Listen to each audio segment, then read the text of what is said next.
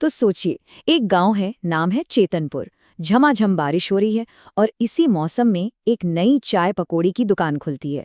और भाई दुकान खुलते ही पूरे गांव में तहलका मच जाता है। क्यों? क्योंकि दुकान के बोर्ड पर साफ साफ लिखा है, जादुई चाय पकौड़े। आज हम इसी दुकान की कहानी के पीछे का सच जानेंगे कि आखिर इसका राज क्या था। तो चलिए इस मजेदार कहानी की गहराई में उतरते हैं। और यही वो सवाल है जो सबके मन में था। मतलब ऐसा क्या था इस चाय में कि लोग अपनी सारी टेंशन, सारी चिंताएं भूलकर बस नाचने गाने लगते थे?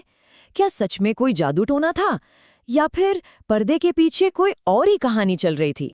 देखिए इस चाय का कमाल। कहानी में एक किरदार है रामू काका। जब वो ये चाय पीते हैं तो बस यही कह पाते हैं, काका लगता है हम दूसरी दुनिया में पहुंच गए। बस ये एक लाइन ही काफी थी। इसी एक लाइन ने इस चाय को पूरे गांव में फेमस कर दिया। तो अब बात करते हैं इस दुकान के मालिक प्रेमचंद की। देखने में तो एकदम सीधा साधा आदमी, लेकिन उसकी चाय, अरे भाई उसकी चाय तो कमाल ही कर रही थी। गांव वालों को तो पक्का यकीन हो गया था कि प्रेमचंद की चाय में कोई ना कोई तो जादू है, जो कैसी भी टेंशन, कैसा भी दुख सब गायब कर देता है। और इसका असर तो देखिए, सच में जादुई था।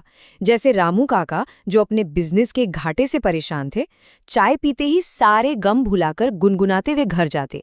अरे बिरजू और उसकी पत्नी का रोज का झगड़ा, वो भी चाय पकौड़ों पर खत्म हो जाता था।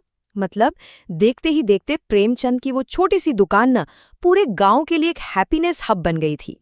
लेकिन कहते हैं ना, जहां कामयाबी होती है वहां जलने वाले भी पहुंच ही जाते हैं। और यही कहानी में एंट्री होती है हमारे विलेन पप्पू की। पप्पू गांव का पुराना चाय वाला था और प्रेमचंद के आने से उसका धंधा, आप समझ ही गए होंगे, पूरी तरह से ठप हो चुका था। अब गांव का हाल कुछ ऐसा था कि जैसे दो अलग अलग दुनियाएं बन गई हों।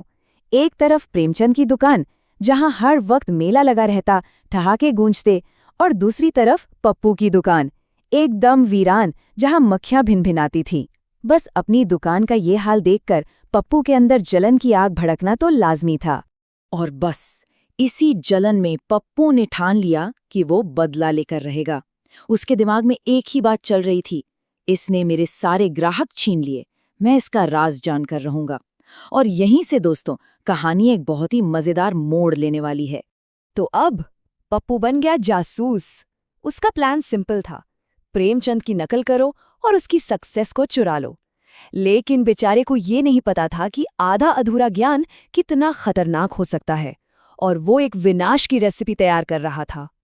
और ये है कहानी का सबसे बड़ा टर्निंग पॉइंट। एक दिन सुबह सुबह पप्पू छिपकर प्रेमचंद की बातें सुन रहा था, और उसने प्रेमचंद को कहते सुना कि वो अपनी भांग की पोटली घर भूल आया है। बस पप्पू के कान खड़े हो गए। उसे लगा, अरे बस यही है इसका राज, भांग। उसे लगा कि उसने सोने की खान खोज ली है। और यहीं पर पप्पू से हो गई सबसे बड़ी, बल्कि कहूं तो विनाशकारी गलती। उसने न सिर्फ नकल की, बल्कि मोर इज बेटर वाले लॉजिक पर चल पड़ा। ये सोचकर कि जितनी ज्यादा भांग उतना ज्यादा मजा, उसने अपनी चाय और पकौड़ों के बेसन में जरूरत से बहुत ही ज्यादा भांग ठूस दी। और इसका नतीजा भयंकर होने वाला था। रिजल्ट उम्मीद से एकदम उल्टा। सोचिए, जहां प्रेमचंद की चाय लोगों को शांति और सुकून देती थी, पप्पू की चाय ने तो गांव में कोहराम मचा दिया। लोग या तो पागलों की तरह बेकाबू होकर हंस रहे थे, या फिर फूट फूट कर रो रहे थे। और कुछ तो इतने गुस्से में आ गए कि दुकान में ही तोड़फोड़ शुरू कर दी। मतलब पूरा सीन ही आउट ऑफ कंट्रोल हो गया था। और फिर जो हुआ वो तो कहानी का सबसे मजेदार सीन है। जब ग्राहकों की पत्नियां अपनी चप्पलें हाथ में लेकर पप्पू के पीछे दौड़ी ना, तो बेचारा जान बचाने के लिए ऐसा भागा कि बस पूछिए मत। उसकी नकल वाली सारी होशियारी धरी की धरी रह गई थी। अब जान बचाने के लिए भागता हुआ पप्पू पहुंचा कहाँ? सीधा प्रेमचंद की दुकान पर, मदद के लिए। और यहीं पर इस सारी कॉमेडी और अफरा तफरी के बीच कहानी एकदम से एक इमोशनल मोड़ लेती है। हंसी की जगह आंसुओं ने ले ली, क्योंकि यहीं पर प्रेमचंद ने पहली बार अपनी जादुई चाय के पीछे का असली और बहुत ही दर्दनाक राज खोला।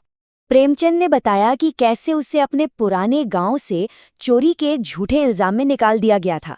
वो बेघर हो गया था, और फिर जंगल में उसकी मुलाकात एक बाबा से हुई। उन्हीं बाबा ने उसे एक नई जिंदगी शुरू करने का रास्ता दिखाया। प्रेमचंद का दर्द उसकी इस एक बात में झलकता है। वो कहता है कि कैसे बारिश की एक रात में उसका पूरा परिवार बेघर था और उसे अपने परिवार के साथ वो पूरी रात जंगल में काटनी पड़ी थी। ये कहानी सुनकर पप्पू को पहली बार अपनी जलन और अपनी गलती का एहसास हुआ। अब जब पूरा सच सामने आया तो पप्पू की जो जलन थी वो हमदर्दी में बदल गई। और यहाँ देखने वाली बात यह है कि प्रेमचंद ने बदला लेने के बारे में सोचा तक नहीं, बल्कि उसने एक ऐसा कदम उठाया जिसने कहानी को एक बहुत ही खूबसूरत अंजाम दिया।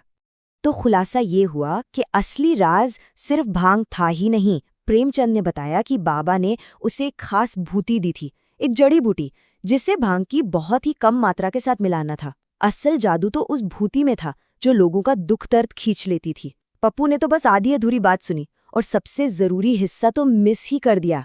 और फिर प्रेमचंद ने पप्पू को न सिर्फ माफ किया बल्कि उसे पार्टनरशिप भी ऑफर कर दी। डील सिंपल थी, पप्पू ये राज किसी को नहीं बताएगा, दोनों मिलकर दुकान चलाएंगे और जो भी कमाई होगी वो ईमानदारी से आधी आधी बांट लेंगे। मतलब ये दिखाता है कि प्रेमचंद का दिल कितना बड़ा था। तो इस पूरी कहानी का निचोड़ क्या है? यही कि असली सफलता सहयोग में है, जलने या ईर्ष्या करने में नहीं। पप्पू ने जब जलन में नकल करने की कोशिश की तो वो बुरी तरह फेल हुआ, लेकिन जब उसने साथ मिलकर काम करने का रास्ता चुना तो दोनों कामयाब हुए। और आखिर में ये कहानी हमें एक बहुत गहरे सवाल के साथ छोड़ जाती है। जब हम किसी को कामयाब होते देखते हैं तो क्या हम भी पप्पू की तरह उसका सीक्रेट या कोई शॉर्टकट ढूंढने लगते हैं, या फिर हम उस कामयाबी के पीछे का संघर्ष, मेहनत और सबक सीखने की कोशिश करते हैं? जरा सोचिएगा इस बारे में।